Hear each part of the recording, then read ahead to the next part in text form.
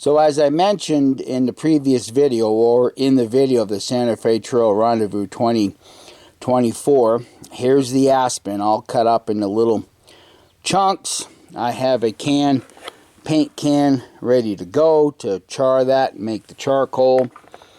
So while that's charring, let's step into the shop and we'll have just a short parlay. So I find myself with a little bit of a dilemma. One source is suggesting that aspen has a specific gravity of 0.39, and another source says aspen has a specific gravity of 0.45. Now obviously when we weigh out 15 grams and put them in a clear jar, we can see what the volume is for that particular charcoal. So I'm going to get everything laid out here and do a side-by-side comparison.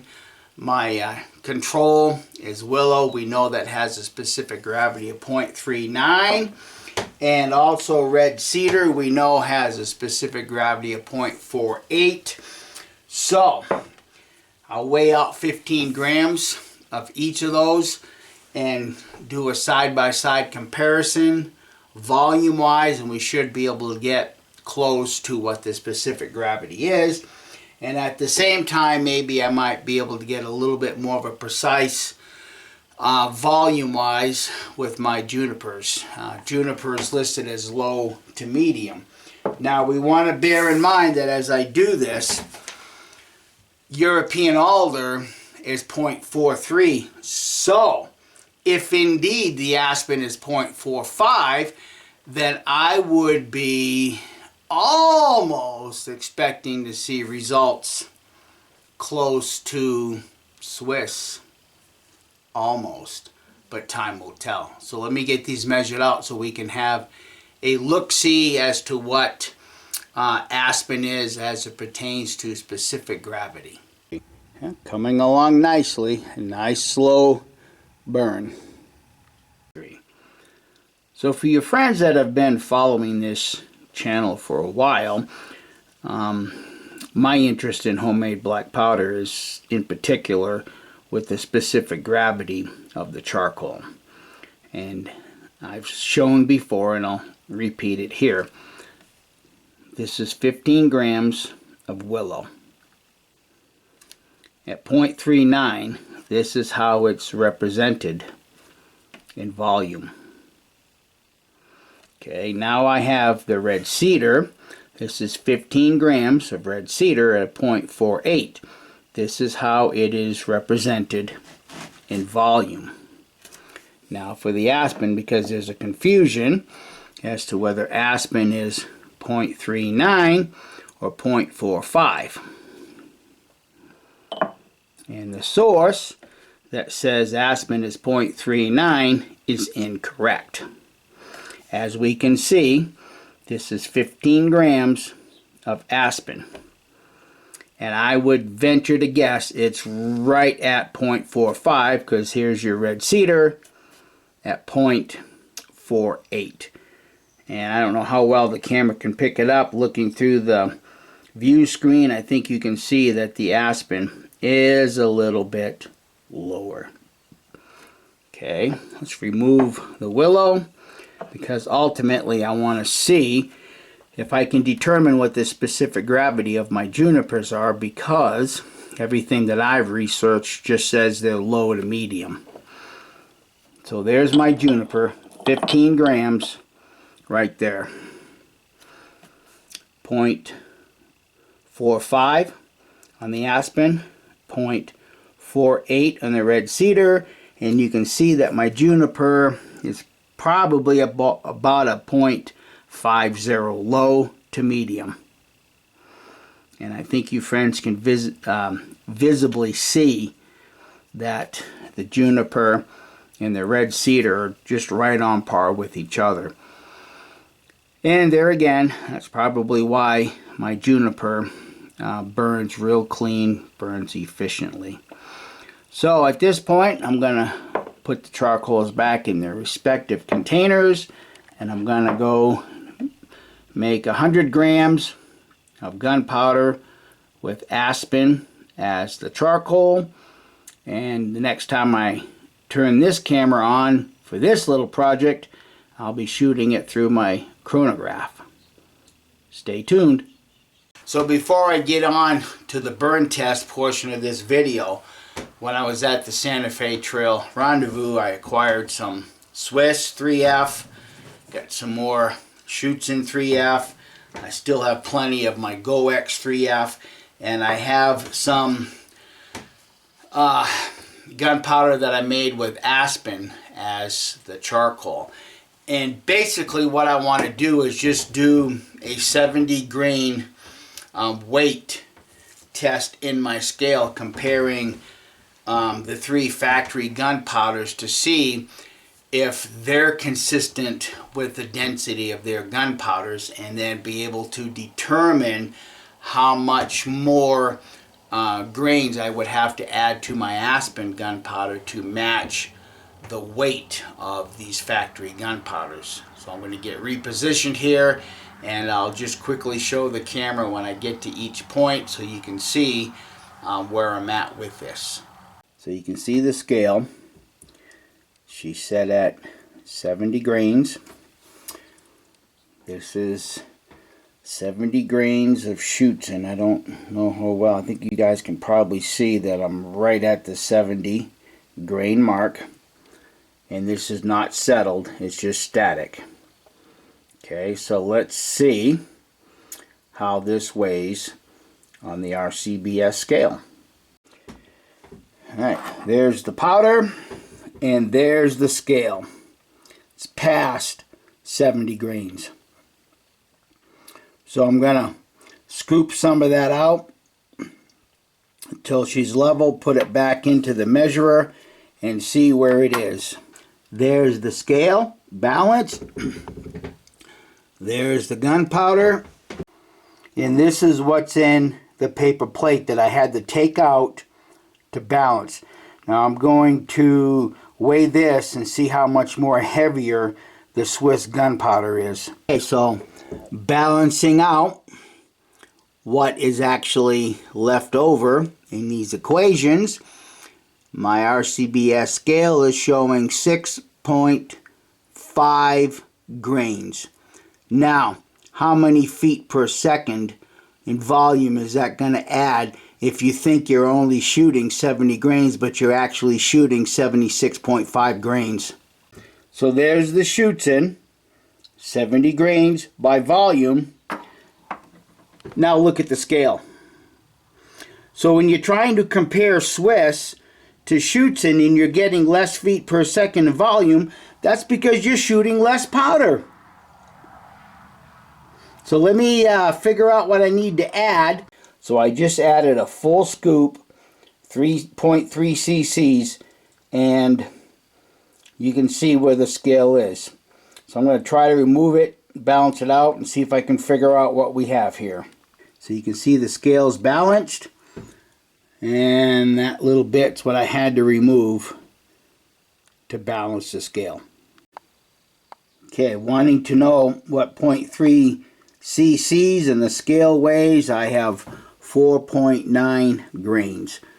So now I'm going to weigh what came out to balance the scale with the Schutzen, and we'll see what that is.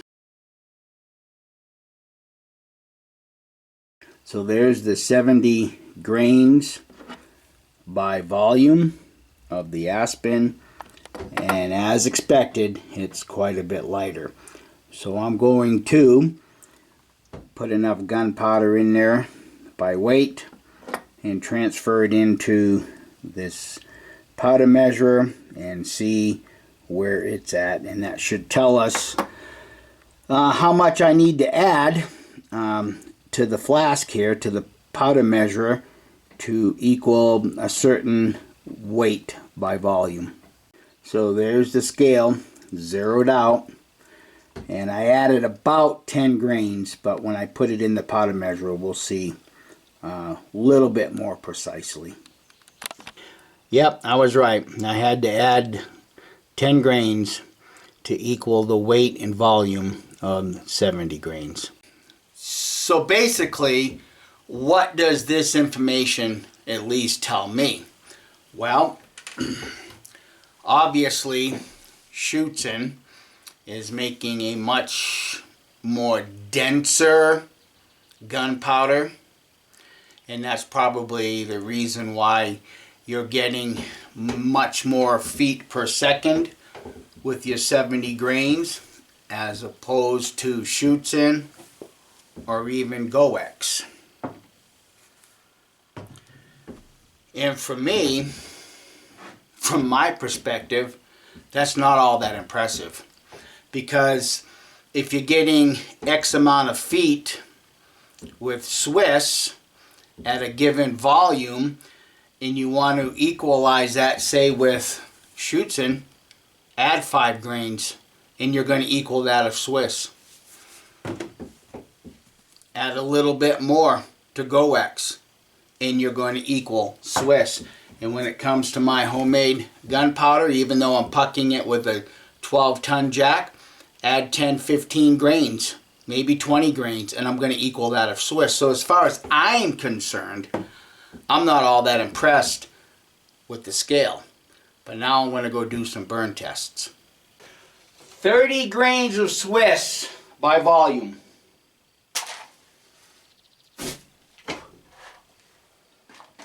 Went up pretty quick. And this is what's left behind. I can see little white chunks, albeit very, very small by comparison, of what would be the potassium nitrate. So I'm going to get set up with my Aspen homemade gunpowder and do a comparison burn. 30 grains by volume. The gunpowder I made with Aspen as the charcoal. Wow, that went up pretty quick.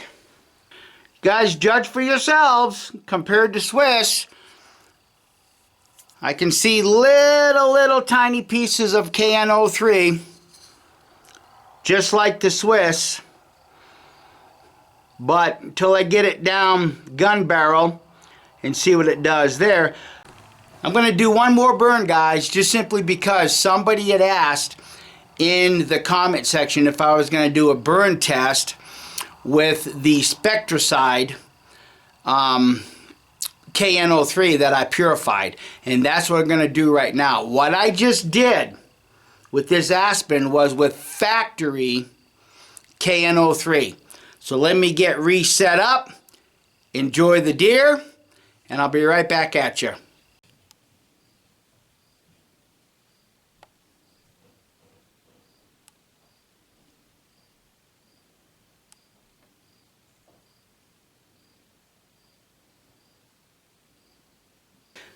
So here's the gunpowder with Aspen as the charcoal, but the potassium nitrate came from that bottle of the Spectracide that I recrystallized and ground up. So let's see how this reacts.